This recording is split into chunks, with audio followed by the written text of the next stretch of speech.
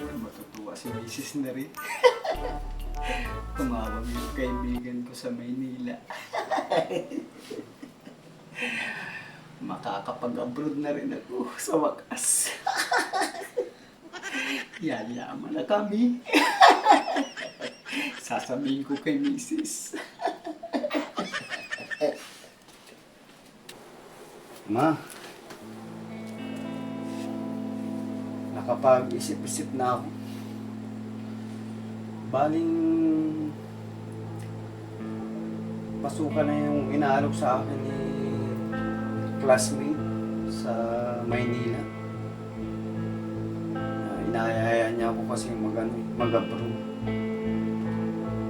Kumpleto na yung papilis niya kailangan pa raw ng isa. Doon sa napasukan niyang trabaho, kailangan ay dalawa. Tinawagan ako kanina. Ano kaya, ma? Okay kaya yun? Kasi dito naman sa Pilipinas, anong mahal na lang piliin? Wala ka na maipon. Ultimong bigas, baka bukas-bukas, 20 pesos. Ang kulang sa 100 kilo. Ikaw, kung gusto mong subukan kasi nga sobrang mahal na ng bilihin dito sa atin. Oo nga Ay siya, sige. Sasabihin ko kay classmate na pumayag ka na sumama ako sa kanya. Tama-tama yun. Makakaipon ako dun sa abroad para sa future ng mga bata. Pagpatayo tayo ng maayos na bahay. Kaya siya, matulog na tayo.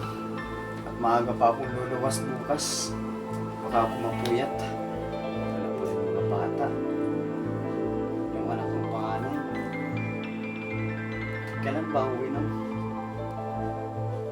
Sa isang linggo pa, Lunes. Tapos yung bunso natin, nandun sa kanyang titahin, doon natulog. Patayin mo na yung ilaw. At kakainin ko na yan.